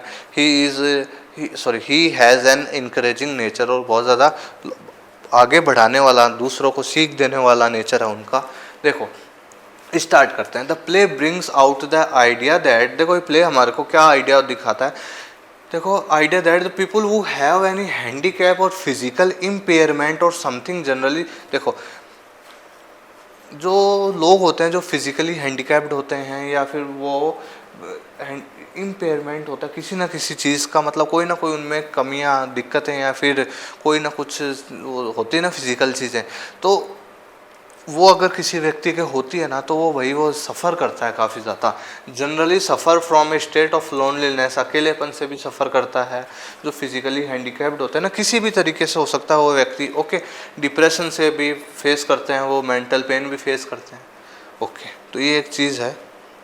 देखो हम स्टार्ट करते हैं chapter. Dairy entered the garden, और डेरी है ना 14 साल का बच्चा, वो गार्डन में आ गया ऊपर से कूद कर। एक फुल ऑफ ट्रीज बशेज, भाई पेड़ों से भरा हुआ था, झाड़ियाँ थी, लॉन्ग ग्रास, बड़ी बड़ी घास थी, फ्लावर्स थे। He suddenly encountered mister lamb, और एकदम से वो मिस्टर लैम्ब को दिख जाता है। वो तो ये सोच कर आया था कि ये प्लेस खाली है, यहाँ पे मैं आराम से बैठ जाऊंगा, लेकिन वो एकदम से वो देखा कि यार यहाँ तो एक व्यक्ति बैठा है, ओल्ड मैन बैठा है, mister lamb. Dairy got varied, वो चिंतित हो गया। मिस्टर लैम उसको कहते हैं, टोल्ड हिम अबाउट हिमसेल्फ, अपने बारे में बताते हैं कि ये मेरा ही गार्डन है वगैरह वगैरह। ओके, और dairy explain that he did not know this place, वो कह रहा था कि मैं इस प्लेस को नहीं जानता हूँ, मैं पहली बार आया हूँ। ही thought this was an empty garden, उसको लगा ये खाली जगह होगी, इसलिए मैं आ गया। Derry felt panic and wanted to go back, अब उसको बुरा लगने लग गया यार कि यार मैं गलत ही आ गया, तो वो वापस जाने लगा। लेकिन but mister Lamb assured him not to panic, भाई पैनिक मत हो, कोई दिक्कत वाली बात नहीं है। The garden is for everyone, ये गार्डन है ना मेरा सभी के लिए है। The gate is always open, जो ये गेट है ना हमेशा खुला रहता है सभी के लिए। मैनी लेट्स, मतलब मैनी लेट्स मीन्स काफ़ी सारे लड़के आते हैं, स्टील एप्पल्स चुरा के ले जाते हैं, और हाँ from the garden. Okay, dairy felt ashamed and angry that he was watching, dairy को थोड़ा सा बुरा लगने लग गया था यार कि यार ये जो ओल्ड मैन है मेरे को बैठा बैठा देख रहा था कि मैं इस तरीके से आया उछल कर, और फिर ये मेरे को देख रहा था। Then he told mister Lamb that he had an acid burn face from one side, कि उसका जो फेस है वो एक साइड से एसिड से क्या है, जला हुआ है। People were afraid of him, भाई लोग मेरे से डरते हैं, मेरा मजाक, मेड फन ऑफ हिम, मजाक उड़ाते हैं। मोस्ट पीपल आर फ्राइटन, कई लोग तो डर जाते हैं बहुत ज़्यादा। और he himself is afraid when he sees his face in the mirror, मैं कई बार खुद भी डर जाता हूँ जब अपना चेहरा उसमें देख लेता हूँ। ऐसे ऐसे बता रहा है मिस्टर लैम्ब को सारी चीज़ें। ओके, आगे देखिए। Mister Lamb change the topic, mister Lamb ने टॉपिक चेंज कर दिया, क्योंकि वो नहीं चाहते कि भैया ये अपने बारे में ऐसा मतलब गलत सोचे। बड़े व्यक्ति हैं, इंस्पायरिंग है, अच्छे से, तो इसको सही सीख ही तो देंगे। तो चेंज कर दिया। फिर अपने टॉकिंग अबाउट कोल्ड वेदर, ठंडे ठंडे मौसम के बारे में बात करने लग गए। अबाउट हिज एप्पल्स, अपने एप्पल्स के ट्रीज़ के बारे में बात करने लग गए। Dairy felt that the old man was also afraid of him, dairy बोलता है कि डेरी को लगता है कि यार ये ओल्ड मैन है ना, ये भी मेरे से डर रहा है शायद। But mister Lamb assured him, वो उसको बोलते हैं कि नहीं, कि assured him that he is interested in life developing चीज़ों में, जो भी चीज़ें डेवलपिंग है ना, जो बढ़ रही हैं, ग्रो कर रही हैं, उन सब को वो मुझे पसंद है। जो भी भगवान द्वारा बनाई गई है, ग्रास है, रबिश जो कचरा वगैरह होता है, वीड्स जो खरपतवार वगैरह, जो अनवांटेड प्लांट्स होते हैं, एंड फ्लावर्स, बर्ड्स वगैरह सब चीज़ें हैं ना, मुझे पसंद है। He says that it is all life developing, सारी चीज़ें हैं ना डेवलपिंग है, और जस्ट एज दे आर, और हम भी क्या हैं, डेवलपिंग ही तो हैं। ओके, तो इस तरीके से बातें हो रही हैं उनके बीच में, अच्छी अच्छी मैच्योर बातें हो रही हैं, अच्छी अच्छी इंस्पायरिंग बातें हो रही हैं, जिससे वो डैरी के मेंटल स्टेट को बदल सके। कौन? Mister Lamb. Mister Lamb told him about his tin leg. Mister Lamb बताते हैं कि मेरी जो एक लैग है ना, वो एक टिन की बनी हुई है। His one leg got blown years back in the war. उनकी जो वो एक लैग थी ना, वो क्या बॉम्ब एक्सप्लोजन में चली गई थी वॉर में। Okay, children used called him Lamey Lamb. बच्चे हैं वो उनको चिढ़ाते रहते हैं लैमी लैम के लंगड़ा लैम इस तरीके से बोल बोल के, but he does not mind, बोले उनको बुरा नहीं लगता कि बच्चे ही हैं, चलो। Derry says about peoples talk. Derry अब बताता कि यार मेरे लिए लोग ऐसे ऐसे उल्टा सीधा बोलते रहते हैं, और दे डोंट फील सॉरी, उनको सॉरी भी फील नहीं होता है। They make fun of his terrible face, और उसके फेस का क्या मजाक बनाते हैं। He does not like anyone's company, इसीलिए मैं ना किसी लोगों के साथ नहीं रहना चाहता। Then Mr. Lamb told a strange story of a man who was afraid of everything in the world and kept himself in his room. A painting fell down on him and he died. फिर mister Lamb बताते हैं उसको कि भाई एक डरने वाला व्यक्ति था, हर चीज़ों से बहुत ज़्यादा डरता था। तो वो क्या, एक दिन उसने अपने कमरे में बंद कर लिया, और फिर कमरे में बंद रहा, और उसको ये लगा कि मैं यहाँ पे सुरक्षित रहूँगा और मैं बाहर, तो वो डरता था सब चीज़ों से। तो एक दिन क्या हुआ, वो बैठा हुआ था, ऊपर से एक चीज़ पेंटिंग वो उसके ऊपर आके गिर गई और वो मर गया। इस तरीके से क्या कि यार इसलिए ऐसी चीज़ें डरने से और इस तरीके से अवॉइड करने से चीज़ें चलने नहीं वाली है। मतलब अच्छी अच्छी इंस्पायरिंग चीज़ें बता रहा है उसको, जिससे डैरी को अच्छा लगे, उसका मन परिवर्तित हो। Dairy thought that the old man was different and told him many strange and different thing. उसको लगता है यार जो मिस्टर लैम है ना, यार ये और व्यक्तियों जैसे नहीं है, यार ये कितने अच्छे हैं, मेरे को कितनी अच्छी अच्छी बातें बता रहे हैं, कितना अच्छा सब चीज़ें बता रहे हैं, जिससे मुझे भी अच्छा लग रहा है उनकी कंपनी साथ रहना। डैरी आस्क्ड हिज रूटीन, उससे डैरी मिस्टर लैम का रूटीन पूछते हैं। तो मिस्टर लैम बताते हैं, Mr Lamb told him that he sits in the sun, कि मैं सूरज के नीचे बैठा करता हूँ, मुझे पसंद है धूप में बैठना, कई बार ठंड में। ही रीड्स बुक्स, मैं किताबें पढ़ना पसंद करता हूँ। His house is full of books, मेरा जो घर है वो पूरा बुक से भरा हुआ है। The house has no curtains, मेरे घर पे कोई पर्दे वगैरह नहीं लगे हुए हैं। He likes the light and the darkness, मुझे लाइट्स पसंद है, मुझे डार्कनेस पसंद है। ही हियर्स विंड साउंड, मुझे हवा की जो आवाज़ है वो पसंद है। और फ्रॉम द ओपन विंडो, सुनते हैं वहाँ पे खड़े होके। Mister Lamb gives him very inspiring advice and wants to change his attitude towards life. Mister Lamb काफ़ी इंपॉर्टेंट चीज़ें उसको बताते हैं कि भाई इंपॉर्टेंट चीज़ें लाइफ को लेकर, तो और तुम इस तरीके से मत रहो और आगे चीज़ों को अच्छे से वो करो।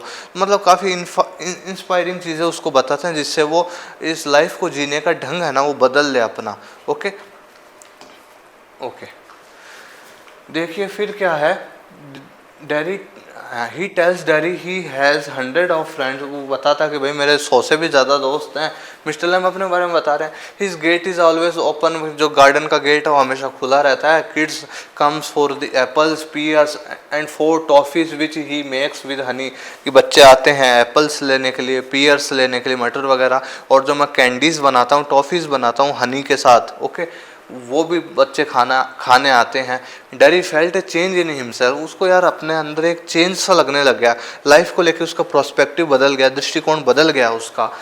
Mister Lamb also assured him that people are not afraid of him but he is afraid of them. उसको बदलते हैं कि भाई यार लोग तेरे से नहीं डरते, तू उन लोगों से डरता है, और तू उन लोगों से डरता है ना, तो इसलिए तेरे को और ज़्यादा डर लगता है। मतलब तू नहीं डरेगा ना तो कोई कुछ नहीं, तू अवॉइड करना सीख जा चीज़ों को, और अच्छे से लाइफ को एक अलग तरीका जीवन शैली बना ले अपनी, जिससे तेरे को कभी डर नहीं लगेगा, तू ना मतलब अवॉइड नहीं करेगा चीज़ों को, तू खुश रहेगा और तेरे को गलत फील नहीं होगा तेरे लिए। अच्छी अच्छी बातें बता रहे हैं उसको। Okay, then Derry then has to go home to inform his mother where he is. अब डैरी कहता है मिस्टर लैम मेरे को एक बार जाना पड़ेगा, क्योंकि मैं ना काफ़ी टाइम से बाहर ही हूँ, तो मैं एक बार घर पे जाके मम्मी को बता कर आ जाता हूँ कि मैं इतनी देर से कहाँ पर हूँ, वो चिंता करेगी। Dairy sad that he will come back, dairy ने कहा कि मैं आ जाऊँगा, ज़रूर आऊँगा, मैं जल्दी बोल कर बस इन्फॉर्म कर दूँ फिर आ रहा हूँ। And then he went off, और वो चला गया। तो मिस्टर लैम कह रहे हैं भाई अब तुम चले जाओगे बार, अब एक बार जो चले जाता है वापस नहीं आता, लेकिन कह रहे हैं नहीं मैं आऊँगा, आई विल कम बैक, मैं आ आऊँगा, बस एक बार इन्फॉर्म कर आ जाता हूँ। तो अब लास्ट सीन है, देखो he informs his mother, Derry's mother tells him not to go there, फिर वो अपनी मम्मी को बता देता कि वो ऐसे ऐसे मैं वहाँ मिस्टर लैम के पास था। अब उसकी मम्मी ने मना कर दिया कि भाई नहीं जाना वहाँ पर उसके पास, है ना, but Derry wants to go, लेकिन डैरी जाना चाहता था। ही टेल्स हिज मदर, उसने अपनी मदर को कहा nobody else like mister Lamb, कोई भी मिस्टर लैम की तरह नहीं है। Derry no longer cares about his face, अब डैरी बोलता है कि मुझे अब मेरी इस फेस की चिंता नहीं है, परवाह नहीं है, मैटर नहीं करता ये फेस ज़्यादा मेरे लिए, मैटर क्या करता है, important thing is what he thinks, matter ही करता है मैं कैसा सोचता हूँ, फील्स मैं कैसा फील करता हूँ, सीज मैं देखता हूँ, हीयर्स मैं क्या सुनता हूँ, ये सब चीज़ें मैटर करती हैं, फेस मैटर नहीं करता। तो आपको भी पता चल रहा है कि मिस्टर लैम ने डैरी की लाइफ में बहुत ज़्यादा चेंज ला दिया है। क्या ला दिया? चेंज ला दिया, दृष्टिकोण बदल दिया उसके जीवन का। He wants to go to help the old man, ये कह रहा है कि मुझे जाना है उन ओल्ड मैन के पास, मिस्टर लैम के पास जाना, उनके साथ एप्पल्स जो है उनको तुड़वाने में मुझे मदद करनी है। Okay, he tells his mother, और उसकी मदर को कहता है वो, if he does not go back, अगर मैं आज नहीं गया ना, he will never go anywhere in the world again, कि मैं फिर कभी नहीं जा पाऊंगा कहीं पे इस वर्ल्ड में, इसलिए मम्मी मेरे को जाने दो, इस तरीके से कह रहा है वो। देखो, so Derry reached Mr Lamb garden, अब भागा भागा भागा भागा कहाँ चला गया? मिस्टर लैम के गार्डन में चला गया है। ही सर्च फॉर मिस्टर लैम, वो ढूंढ रहा है, अरे मिस्टर लैम कहाँ पर हो, मिस्टर लैम कहाँ पर हो। He found him lying on the grass with the ladder, वो उसको उनको फिर वो देखता है कि यार अरे मिस्टर लैम तो एक इस घास पे लेटे हुए हैं, और साथ ही साथ उनकी साइड में लैडर जो सीढ़ी थी वो भी गिरी पड़ी है। Dairy told him that he come back, और डैरी उनको ऐसे कर रहा, मिस्टर लैम मैं आ गया हूँ, मैं आ गया हूँ, उठो। Mister Lamb did not give a response, mister Lamb कोई भी रिस्पॉन्स नहीं दे रहे हैं। डैरी बिगेन टू वीप, और डैरी को पता चल गया कि अब मिस्टर लैम नहीं रहे, और वो ज़ोर ज़ोर से रोने लग जाता है, कर्टेन फॉल, पर्दा गिर जाता है। इस तरीके से प्ले था। तो आप सभी को क्या सीखने को मिला कि मिस्टर लैम ने किस तरीके से डैरी के लाइफ का पॉइंट ऑफ व्यू बदल दिया, उसको इनकरेज करा, उसको इंस्पायर करा स्टोरीज से, और एक तरीके से उसकी मेंटलिटी है ना वो बदल दी। अब मिस्टर लैम तो नहीं रहे, लेकिन डैरी जो पहले था ना वो नहीं रहा। समझते हो ना? क्योंकि अगर मिस्टर लैम से उसकी मीटिंग नहीं होती तो वो उसी तरीके से जीता रहता जीवन भर, लेकिन मिस्टर लैम से मीटिंग होना उसका एक टर्निंग पॉइंट था उसकी लाइफ के लिए। अब मिस्टर लैम तो नहीं रहे, लेकिन डैरी ने काफ़ी कुछ सीख लिया है किन से? मिस्टर लैम से। तो ये उसकी लाइफ का एक टर्निंग पॉइंट रहा है। ओके, होप करता हूँ आपको ये जो स्टोरी है बहुत अच्छी है, बहुत इमोशनल स्टोरी है, आपको समझ आ गई होगी। कुछ क्वेश्चन है, देखो, mister Lamb, how does Derry get into his garden? Do you think all this will change Derry's attitude towards Mr. Lamb? What is the state of Derry's mind due to his burnt face? क्या धारणा थी उसकी? Okay, देखो, why does Derry say people are afraid of him, या इस तरह से आ जाए, how does Derry feel about his face? Okay, next देखिए, how does Mr. Lamb pass his time, कैसे अपना समय बिताया करते थे। और देखो, what type of change did Mr Lamb bring in Derry's life, और देखो इस तरीके से आ जाए, what change did Mr Lamb bring in Derry's attitude toward his life. देखो, how did Mr Lamb meeting with Derry become a turning point in Derry's life, ये वाला इंपॉर्टेंट है। How did Mr Lamb motivate Derry. Okay, और character sketch of mister Lamb का ज़रूर कर लेना, आता है एग्जाम में।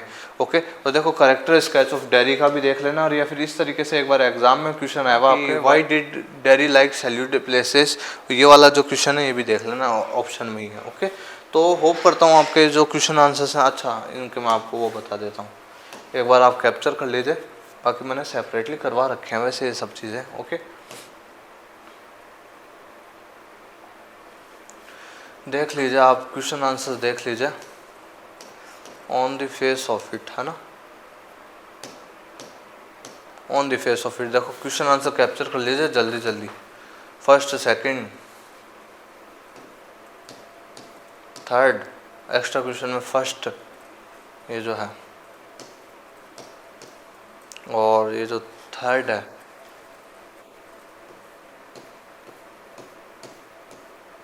और ये जो सिक्स्थ है,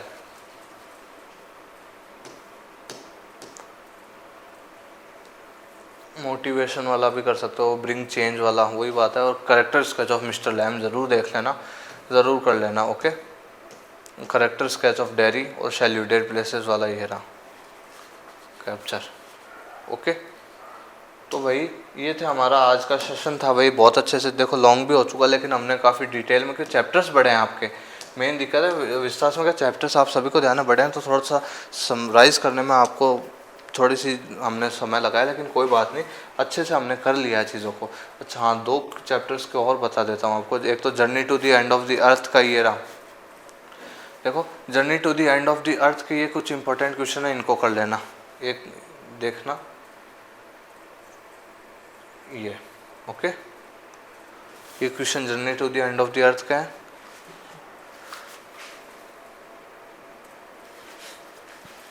पांच क्वेश्चन है। ओके, ये देख लेना, अंटार्कटिका वाला है, और ये जो मेमोरीज ऑफ चाइल्डहुड के क्वेश्चन है भाई, यार इसको मैं आपको कहूँ भाई, इसमें ये क्वेश्चन ज़रूर इसका अच्छे से देख के जाना, क्योंकि क्वेश्चन आता है मेमोरीज ऑफ चाइल्डहुड में, जितकलासा वाला आता है और ये फनी वाला आता है, व्हाई डिड बामा feel that elderly man behaviour was funny वाला, और शिंगल्ड वाला हेयर, शिंगल्ड कहाँ गया, हाँ शिंगल ये रहा हेयर वाला, how was Zitkala Sa's long heavy hair forcibly shingled. Okay, और what made Bama sad and angry, ये इंपॉर्टेंट रहता है, देखो मैं जो बता रहा हूँ ना उनको देख लेना।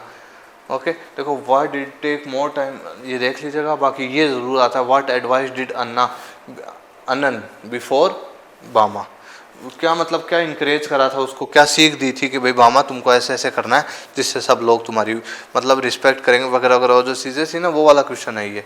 तो ये 2 चैप्टर्स ये रहे, इनके भी क्वेश्चन आंसर आप देख लीजिएगा, जो मैंने रिपीट करे ना 20 चैप्टर के, उनको ज़रूर देख लेना, कैप्चर कर लो आप। ये लॉन्ग आंसर में आ जाता है, Antarctica is a place to understand the earth present past and future. Okay, और हो गए होंगे आपके, तो ये थे हमारे कुछ ये रिवीजन हमारा विस्तास का।